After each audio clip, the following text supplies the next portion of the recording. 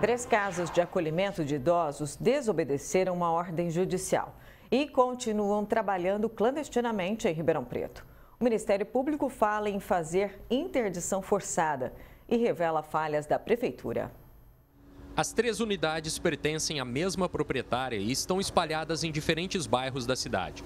No centro, no Alto da Boa Vista e no Antônio Marinsec. Após diferentes irregularidades apontadas pela Vigilância Sanitária, o caso foi parar na Justiça, que determinou a interdição das casas de acolhimento. Com 30 dias de prazo para cumprir a decisão, os trabalhos deveriam ter sido interrompidos no mês de junho. A chefe da Divisão Municipal de Vigilância diz que os responsáveis pelos asilos já ignoravam os apontamentos da fiscalização há anos. Essas 3 casas aí a gente acompanha desde final de 2022. Em 2023 nós interditamos e depois verificamos que, apesar da nossa interdição, ela continuava descumprindo porque continuava funcionando. Nunca procurou a vigilância para tentar se regularizar. Então, a partir do momento que você detecta esse descumprimento e a gente só fez a interdição porque realmente tinha risco associado para aquelas idosos que ali moravam, a gente encaminhou para o Ministério Público para que sejam tomadas as providências no âmbito judicial. Então, a gente observa que a proprietária dessa casa está desafiando o Poder Judiciário, está desafiando uma decisão judicial. E isso, obviamente, vai gerar consequências para ela, inclusive na esfera criminal. A vigilância afirma que os locais apresentavam falta de estrutura, mão de obra qualificada, condições de higiene e bem-estar, além de ter um número de moradores acima do limite. Nós tentamos falar com algum responsável em pelo menos 2 das unidades, mas em nenhum caso tivemos sucesso. Eu consigo falar com algum responsável? Não tem nenhum responsável aqui. Sabe como que eu faço para ter contato? Tem algum telefone? Sei. Atuando na clandestinidade, os proprietários estão sujeitos à multa, que hoje seria em torno de R$90 mil. Perfeitamente, porque eles foram intimados no início de maio e o juiz deu 30 dias para que eles cumprissem a interdição, ou seja, para que removessem os idosos para outros locais. E o próximo passo, infelizmente, se nem ainda com a execução da multa nós conseguirmos resolver o problema, será a interdição forçada, pedindo ao juízo que disponibilize, que requisite força policial, né, ajuda da Secretaria Municipal de Assistência Social, da Secretaria Municipal de Saúde, para que esses idosos sejam retirados dessas instituições. A desobediência judicial das 3 casas de acolhimento, na visão do promotor, é o sintoma de um problema maior. Ribeirão Preto tem falhado na política pública de atenção ao idoso.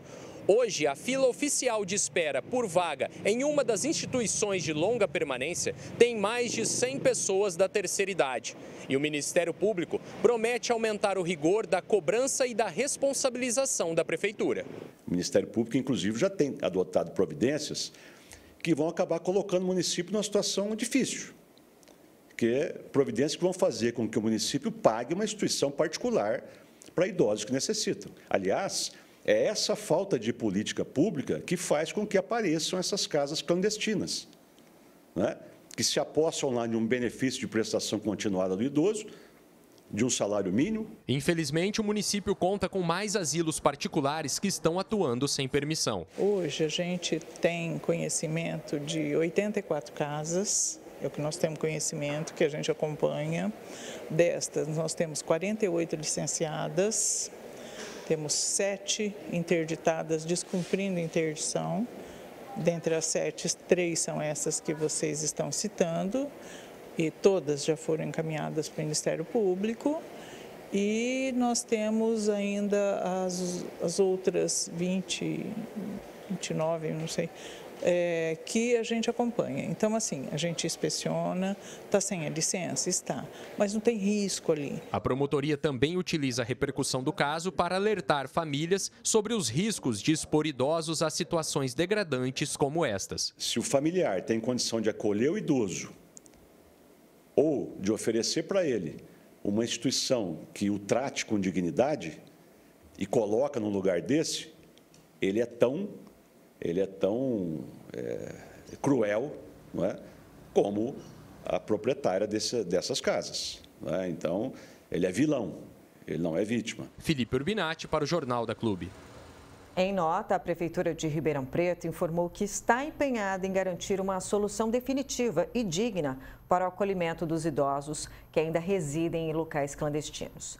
A Prefeitura também ressaltou a importância da parceria com os familiares no processo de cuidado e acolhimento para assegurar um ambiente seguro e digno aos idosos. Nós vamos repercutir esse assunto agora com o advogado Diego Mariano, que é especialista em direito do idoso. Doutor, seja bem-vindo aqui ao Jornal da Clube.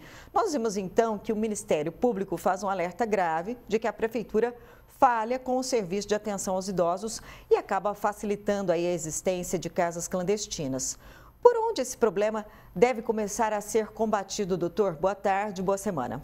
Boa tarde, é sempre um prazer estar aqui. A Prefeitura precisa combater essas clínicas clandestinas aumentando a fiscalização. Esse é o primeiro ponto. Aumentar a fiscalização vai auxiliar a diminuição dessas clínicas clandestinas. Mas o mais importante é a criação de projetos para aumento de vagas nas clínicas que existem atualmente, né? Porque assim diminui as clínicas clandestinas e faz com que esses idosos fiquem menos vulneráveis nessas clínicas que colocam em risco a vida do idoso. Agora, doutor, depois de desobedecer a ordem judicial, o que pode acontecer com os proprietários de asilos irregulares? Isso é muito grave, né? Nós estamos falando de uma desobediência judicial onde a lei deveria estar sendo cumprida. Essas clínicas podem sofrer sanções civil como criminal, pois estamos falando de violações do Estatuto do Idoso e crime contra a dignidade da pessoa humana. As multas, por mais que são altíssimas, mas não são suficientes para inibir e intimidar essas clínicas clandestinas. Agora, o promotor também diz que as famílias, né, dos idosos podem ter responsabilidade em caso de internações em instituições clandestinas. Como que a gente pode orientar e até alertar essas pessoas a este respeito? Sim, as famílias precisam entender que não é porque ela colocou um idoso em uma clínica que ela está fazendo o papel dela. O papel da família é fiscalizar e supervisionar se esse idoso está sendo bem cuidado, se a clínica tem os alvarás de funcionamento, se ali não existe maus tratos, pois só assim ela vai se eximir de qualquer culpa. Caso contrário, ela pode sim responder civilmente e criminalmente também, porque é o dever da família, nesse momento de vulnerabilidade do idoso, estar zelando e cuidando do seu ente querido. Doutor Diego, e os lares apresentados aí na reportagem já tinham problemas com a vigilância desde 2022. É possível evitar que a situação chegue a este ponto? Sim, isso é preocupante, né? Porque uma vez que há anos vem acontecendo, o poder público tem ciência e não consegue impedir isso, nós estamos falando de vidas que estão há anos sofrendo nessas clínicas.